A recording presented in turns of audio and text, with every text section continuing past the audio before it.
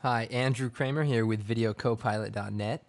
In this tutorial, I'm going to show you how to add camera shake inside of After Effects. Now, the idea behind this is to create the perception of power. For example, say you have a meteor coming down from space and impacting with Earth. You want the camera to kind of shake as if that impact was affecting what you're seeing visually. Does that make sense? Anyway, in this particular case, we have a baseball player hitting a ball, and in this spot I put together, the idea was to make it seem as if when he hits the ball, it is just this most powerful explosion hit. So what I did is add camera shake. Now, to do that, we're going to go ahead and line the cursor up with just before he impacts, which is right around here. So let's just line it up right about here. And let's go down to the transform properties, particularly the position. And let's go ahead and set a keyframe by selecting the stopwatch. And what I want to do is move a little bit past, maybe about right here, and set another keyframe by checking the box here, so that we want to basically make motion in between this area. So the next thing I want to do is from the window menu, I'm going to bring down the wiggler. Now this is a really great tool of After Effects. It creates random motion across keyframe values. In this particular case, there's no change from this keyframe to this keyframe.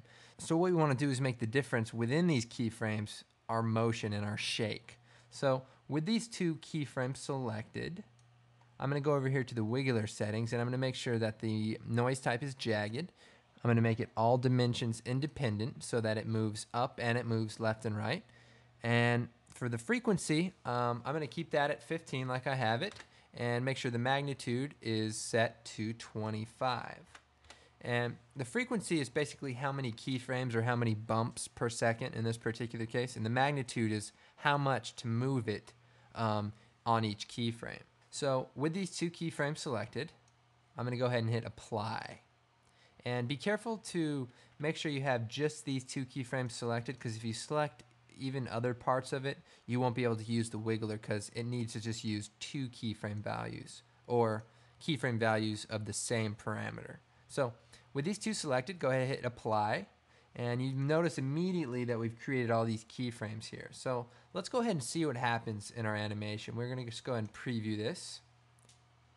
Okay, so as you can see, we're getting this really abrupt movement, which is it's not very pleasing to say the least. But we're going to go ahead and work on this. So let's go ahead and zoom in here on our timeline. Let's look at our keyframes.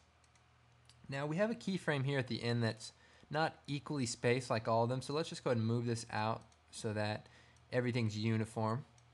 And what I first want to do is I want to turn on the motion blur. And to do that, let's go ahead and check the flag for the layer by clicking this check right under the M. And then turn on the major M, which is the global motion blur. And we go and check that. Now if we look through our video, we notice that our video gets blurred in the direction it's being pulled because of the keyframe. So let's just go ahead and preview that and see what we have. It takes a little bit longer because it's rendering out the motion blur.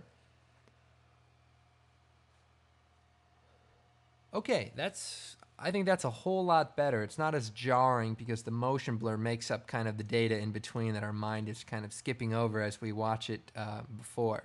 But we still have a problem. We have this black underneath our footage. So I found a pretty cool technique to take care of that without having to do any matte painting or without having to do any enlarging of the clip. And with the clip selected, go up to the effects menu and go down to stylize and down to a plugin called Motion Tile. Now, Motion Tile, I don't know what its actual purpose is, but if we go ahead and turn on this mirror edges and change the output width to 125 and the height to 125 also, because that's how much our magnitude is, so the position can possibly be offset more than 25 pixels, which is exactly what this plugin is saying. And the reason you don't want to just make it 150 is because After Effects does actually have to render out these pixels, so just to keep it, don't do more than you need to do, basically.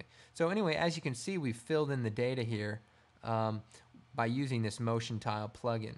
Now, I just want to remind you of a few things here. I'm going to shut off the motion blur.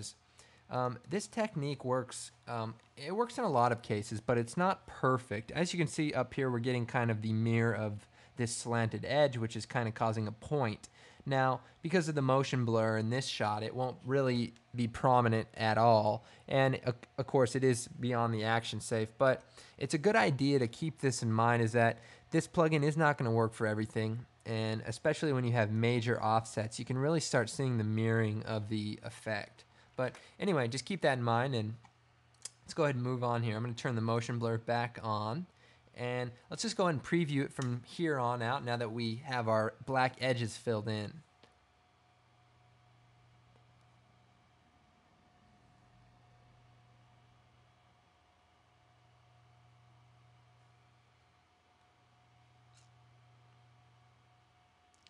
Okay, so I think that's looking pretty good. If you want to fine tune it, I see there's an extra jar at the end when it seems like maybe there shouldn't be, about right here. So what we can do is we can just grab these two keyframes and delete them, and basically it will now just kind of go back to the original position without, you know, being too jerky. And let's go ahead and change this keyframe to easy ease so that it kind of smooths into the end position.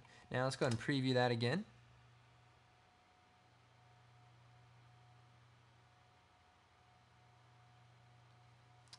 All right, I'd say that looks pretty good. So this is a really, really good technique, and I invite you to use the Wiggler. It's an amazing tool.